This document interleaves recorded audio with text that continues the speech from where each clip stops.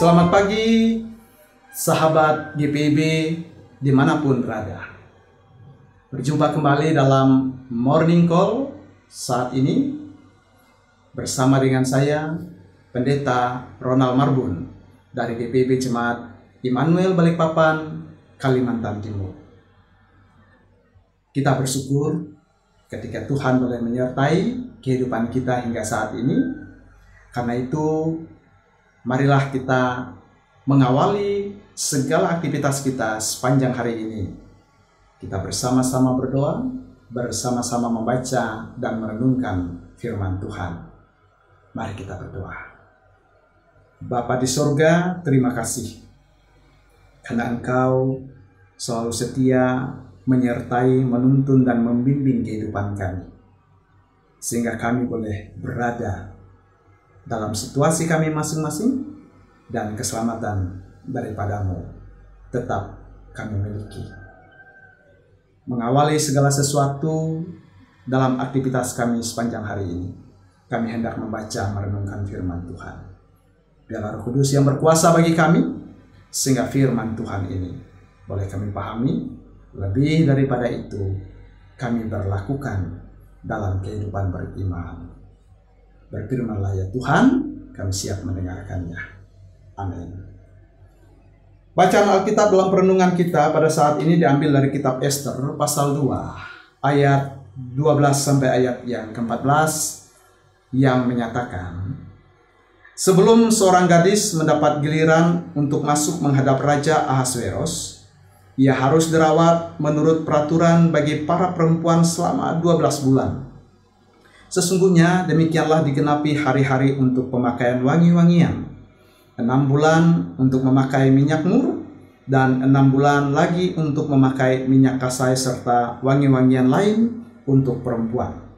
Lalu gadis itu akan masuk menghadap raja, dan segala yang dimintanya harus diberikan kepadanya untuk dibawa masuk dari balai perempuan ke istana raja. Pada waktu petang ia masuk, dan pada waktu pagi ia kembali ke balai perempuan yang kedua di bawah pengawasan Saasgas, sida-sida raja, penjaga para selir. Ia tidak boleh lagi masuk menghadap raja, kecuali jika raja berkenan kepadanya dan ia dipanggil dengan namanya. Demikian bacaan firman Tuhan. Sahabat GPIB yang dikasihi oleh Tuhan, kalau kita membaca secara keseluruhan kitab Ester ini, nama Tuhan Allah tidak pernah disebut secara khusus dalam kitab ini. Namun bukan berarti kitab ini hanya bercerita tentang situasi yang dialami oleh orang Israel.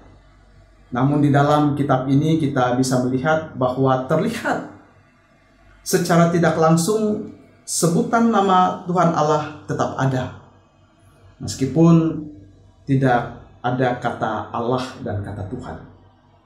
Namun di balik semua kisah dalam kitab Ester, sebutan tentang Tuhan Allah secara tidak langsung terlihat dalam kisah-kisah yang disampaikan. Misalnya sebutan bangsa Yahudi yang menunjukkan bahwa identitas mereka adalah umat Tuhan. Kemudian Mordekai yang tidak mau menyembah Haman, karena bagi Mordekai hanya Allah saja yang patut disembah. Dan juga misalnya Ester yang memerintahkan umat Israel, umat Yahudi, untuk berpuasa 3 hari 3 malam untuk mendapatkan kasih Allah dalam situasi kondisi yang mereka hadapi saat itu. Sehingga kitab ini menjadi salah satu bagian dalam kitab kita. Karena di balik kisah yang dialami oleh orang Yahudi dalam hal ini Ester, ada peran Tuhan Allah dalam kehidupan mereka. Ada kasih Tuhan yang dicurahkan dalam kehidupan mereka. Nah, perikop bacaan kita yang kita baca dari Ester 2 ayat 12 sampai 14 ini merupakan kisah dari Raja Ahasveros, Raja Persia pada waktu itu yang berkuasa setelah mengalahkan Babel. Dan Persia itu saat ini adalah negara Iran.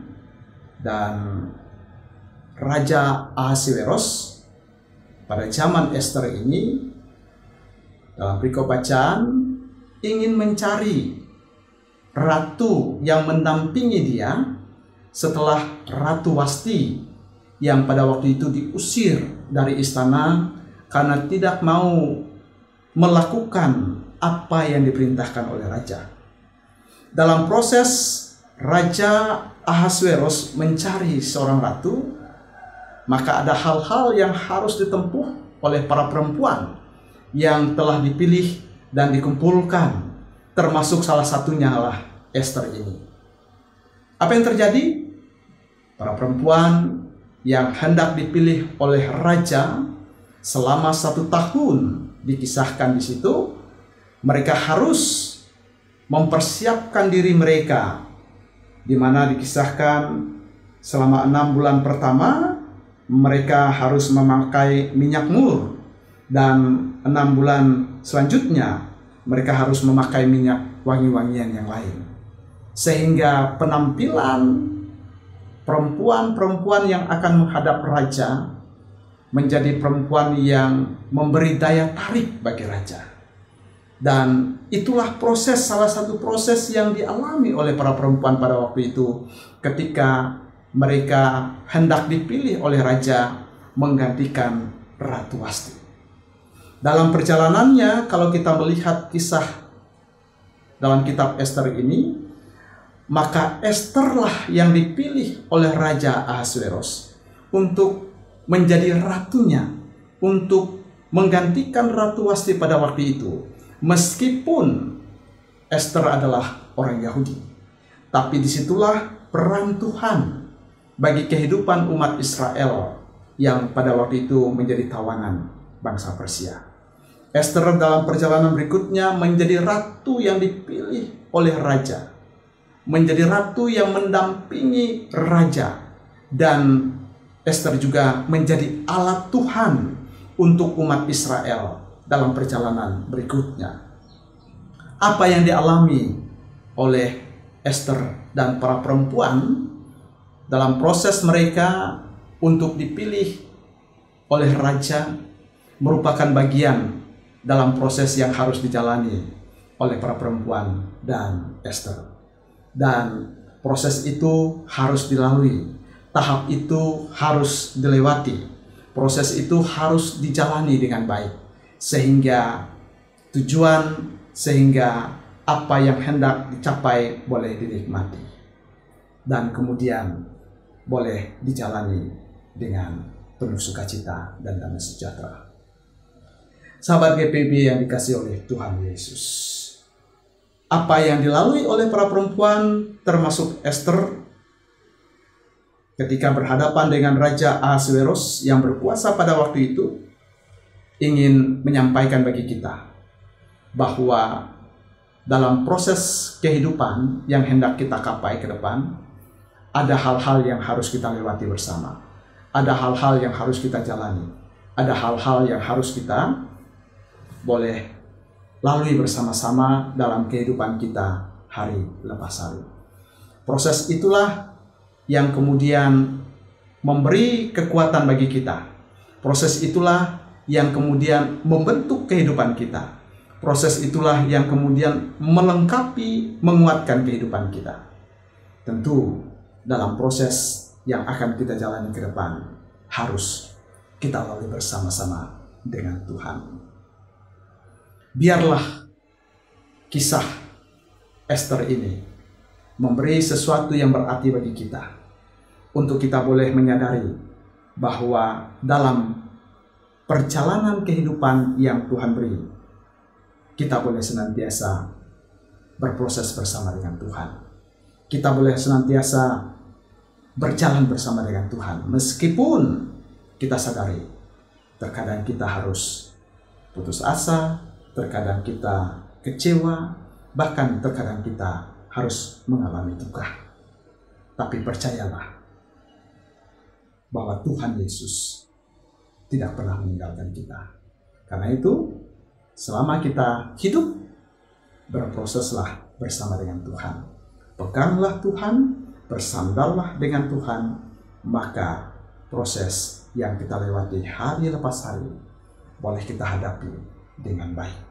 Kemudian, apa yang hendak kita capai, apa yang hendak kita peroleh, apa yang hendak kita harapkan, boleh kita nikmati dengan baik bersama dengan Tuhan. Selamat berproses bersama dengan Tuhan, dan percayalah Tuhan tidak meninggalkan kita. Percayalah kasih-Nya, kuasa-Nya menuntun, menguatkan kita hari lepas hari. Amin. Mari kita berdoa. Terpujilah nama-Mu ya Tuhan kami Yesus Kristus, yang boleh menuntun hidup kami dalam perjalanan kami hari lepas hari.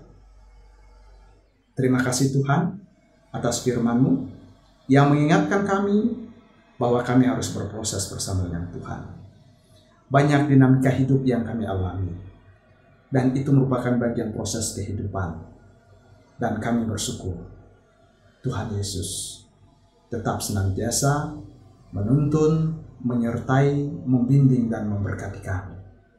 Dan biarlah kami boleh senantiasa berproses bersama dengan Engkau dalam kami menapaki kehidupan yang masih Tuhan beri. Sehingga apapun yang kami hadapi, kami boleh lalui dengan baik.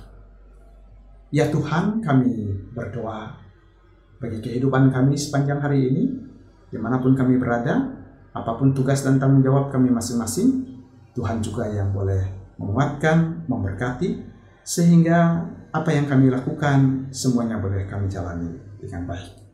Kami berdoa dalam pergumulan kami, biarlah juga Tuhan yang boleh campur tangan, menolong, dan memberkati hidup kami.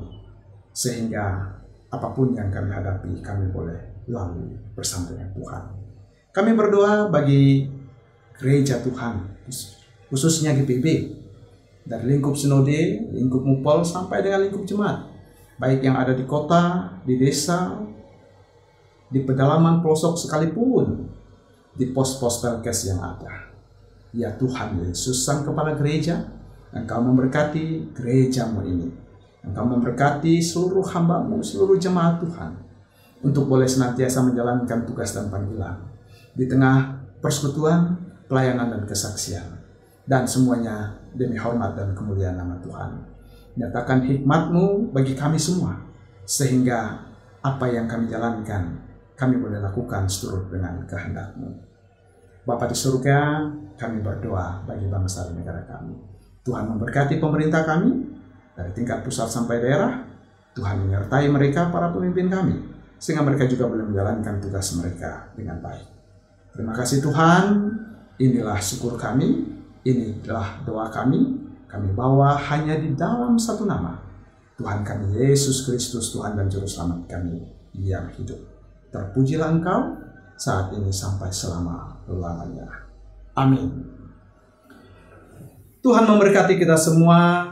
Salam sehat bagi kita, dan biarlah kasih Allah melingkupi kita hari lepas hari.